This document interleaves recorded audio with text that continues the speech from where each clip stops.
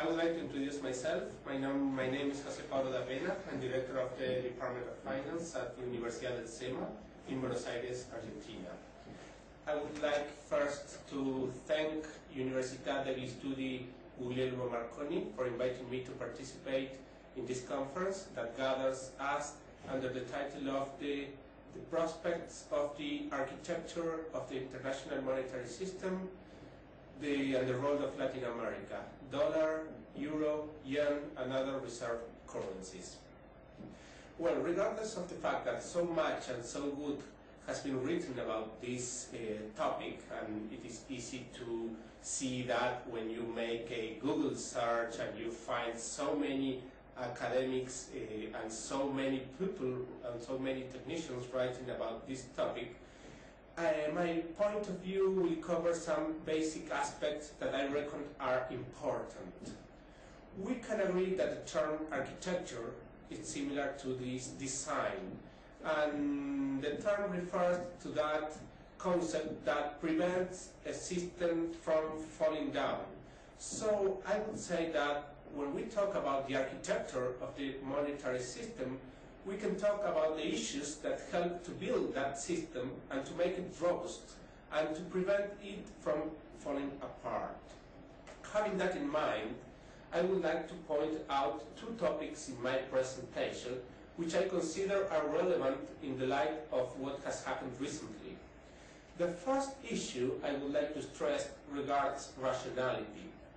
For so much time, economics has taken rationality as granted and has built models where rationality is an assumption.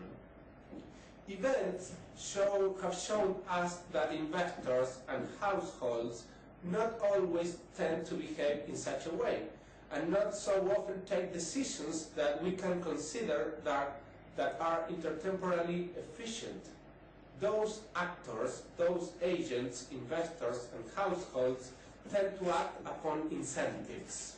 So when we are talking about the main issues of the architecture, when we are talking about laying up the foundation for this new architecture, it cannot be relied on the fact that everyone knows what will work better for them at each moment of time. So otherwise, there would be no asset bubbles, or there would be no smoking people. I mean, people would not smoke because it's harmful for them. So it should be pointed that at the end of the day, it doesn't matter how much mathematics we introduce in finance and economics. It still remains a social science with people interacting between them. No matter how sophisticated finance becomes, we still know that it cannot be kept forever. We cannot keep forever a level of expenditures that are above income. That's a basic principle, and we don't need to be rocket scientists to know that. I mean, we can test that in our domestic economics. I mean, we cannot spend more than what we earn in the long term. This is no, but we know that we people, all the people, households, like to spend. So if we have incentives that allow us to take debt and consume, it becomes very difficult to prevent most of the people from doing that. So what am I saying? That if the incentives of the financial system are those that help people to consume instead of saving, then people will tend to consume, in spite of the fact that in the long term it's harmful for it is not good, or it is harmful for them. So if I am allowed to prevent most of the people from doing that, I am allowed to introduce a domestic example. For example, if you know that in the long term you should save, but if you have incentives in the short term to spend, at the end of the day you will start spending more than what you earn, and then in the long term you will be in trouble. If you allow me, I can make a domestic example which is not from finance, but it comes from the fact that when you get in love, you Suppose that you get in love with, or you fall in love with the wrong person. You know that it is not suitable for you, you know that it will not last in the long term, but nevertheless you may act with some sort of myopic view and to privilege the short term instead of the long term. So it happens with that. Any kind of financial system should take into account that the possibility of the people of acting in a way that it is not in their benefit in the long term. As a matter of example, for example, from 1950 to the late 90s, the household spending in USA has been below the level of income, household income. But this trend has reverted since the last 90s to show a deficit in that household expenditure compared with the household income. So since the late 90s, the households in the US have started to spend beyond their limits. This is what statistics tell us. And I would say that this situation has put the seed on the crisis that we saw later. So why did households started to spend beyond their possibilities, changing what it has been so far a responsible behavior? Even though I suspect there is not a unique answer, I would say that the system was in part to blame, because it gave incentives to behave in such a way. Irresponsible financial behavior ends up with the crisis. If you see history, you will never find.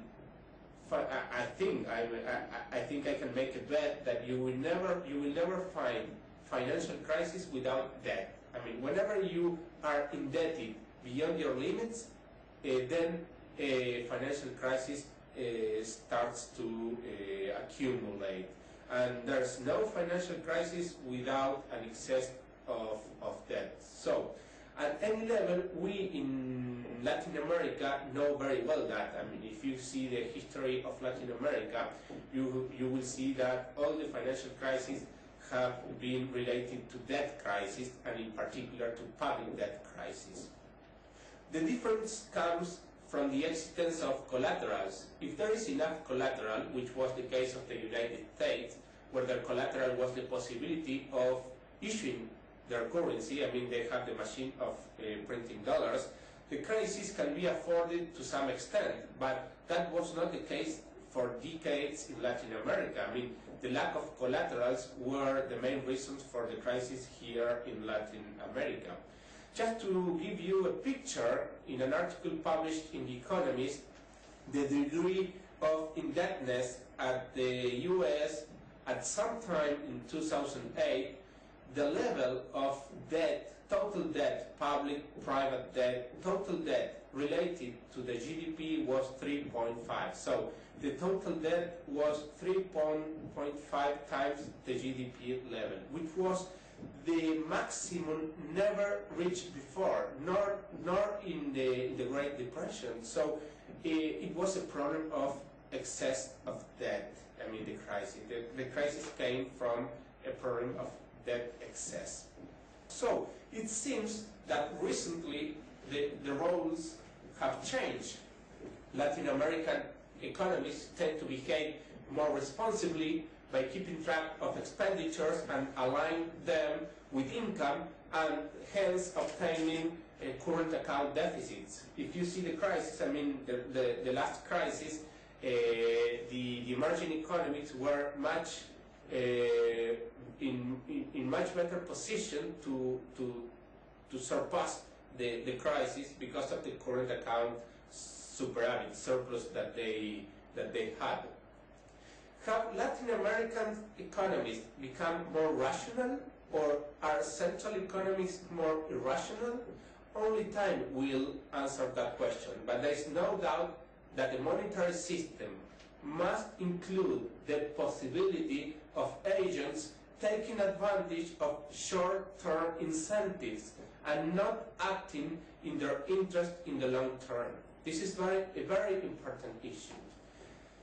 The second issue is complexity and interactions of markets and instruments. I remember an article in The Economist in the year 2004 with the title of "Who is carrying the can?"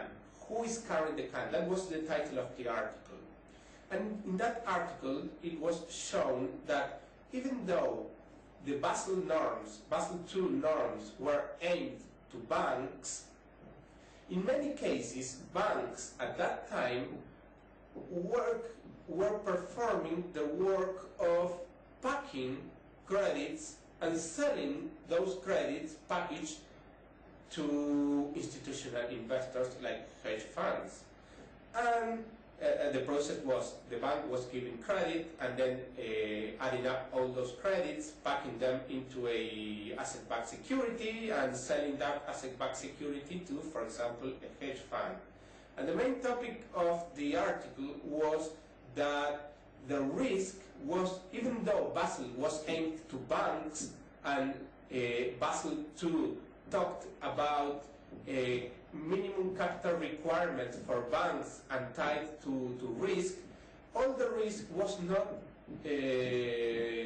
not faced by, not all the risk, but most of the risk was not faced by banks, but the risk was being transferred to hedge funds, for example, and no one knew at that time where the risk was. That's the reason for the title. Who is carrying the can? Who is bearing the risk, the credit risk of all this leverage?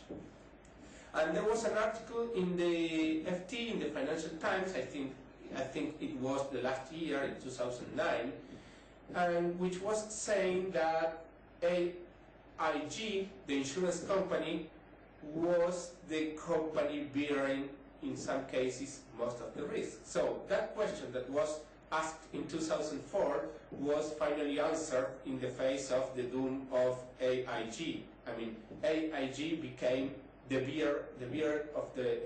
final bearer of all the risk of most of the credit risk that were spread into the economy, which at the end of the day was the Fed. I mean, given that there was a rescue package to save AIG, the Fed became the final bearer of the risk, which introduces us in the moral hazard problem.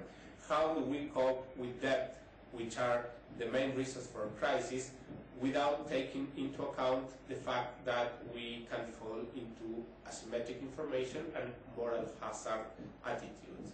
So, no matter how sophisticated finance becomes, it should take into account that the main reasons for crisis in the international monetary system comes from the excess debt and the lack of insurance or the lack of collateral for absorbing those risks.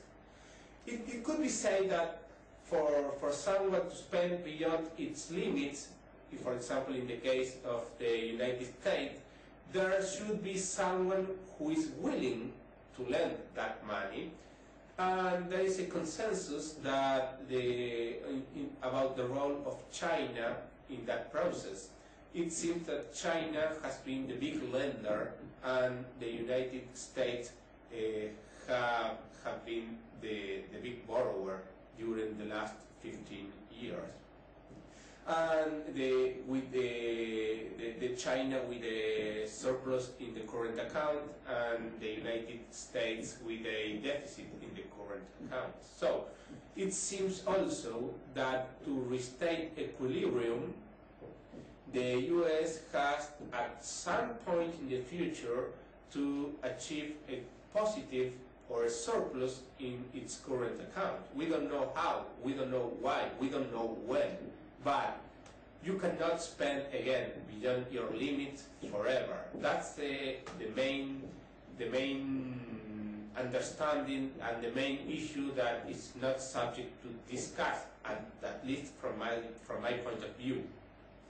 So, if the United States needs a positive or a surplus in their current account, it seems that there should be a readjustment in the value of the dollar related to the value of the yuan.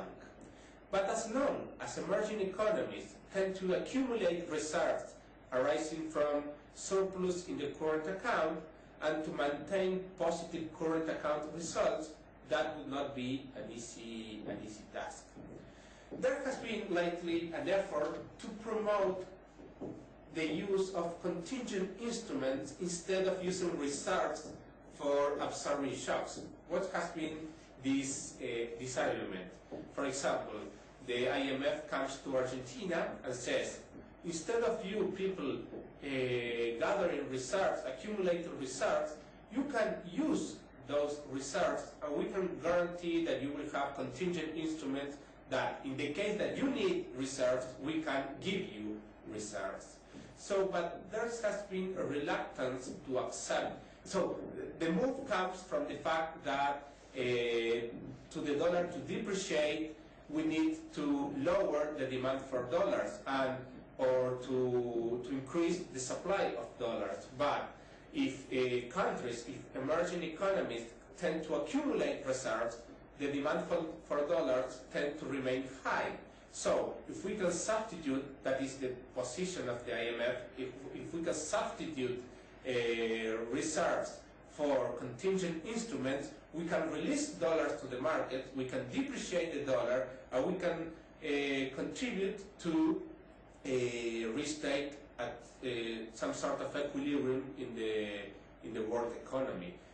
But there has been a reluctance, at least my lecture in Latin America, there has been a reluctance to use this kind of methodologies, this kind of instruments, because first, you don't know if you will have those reserves in the case you need if you make a contract of contingent instruments. That's the first issue. If you do have the reserves, you are completely independent. But if you have to ask for someone to give you dollars as a result of a contingent instrument, that becomes a step which that some economists are not willing to take. And the second reason for not accepting in the first place this kind of instruments is the fact that the IMF is not very popular in Latin America, and in most of the cases the economists or the politics tends to try to remain apart. I mean, to keep the IMF apart of any kind of ingerence, of any kind of advisory regarding their economies. And also the economists, the Latin American economists need to grow, and if they need to grow, they need to accumulate savings, and they need to capitalize their economies, and it seems that this will continue to see a struggle about who has a surplus and who has a deficit in the current account. I mean, that will be one of the main issues in the future for the international monetary system. Any kind of regulation, just to start to finish, any kind of regulations and any kinds of hence incentives, and by extension financial system, should help employment and production, and should help us defend from ourselves. I mean, we need to have the right incentives. With responsible behavior, there is more room for currencies of emerging economies. If we should not forget that the seed of the euro was the German mark mainly, which its strength was derived from the fact that for so many years Germany has taken an attitude of responsible financial behavior. I think that Latin American economies are starting to see the benefits of behaving responsibly regarding their financial systems. Well, thank you very much for this presentation, for giving me the opportunity of share with you some thoughts, and I would like to thank again the university for inviting me to participate in this seminar. Thank you very much.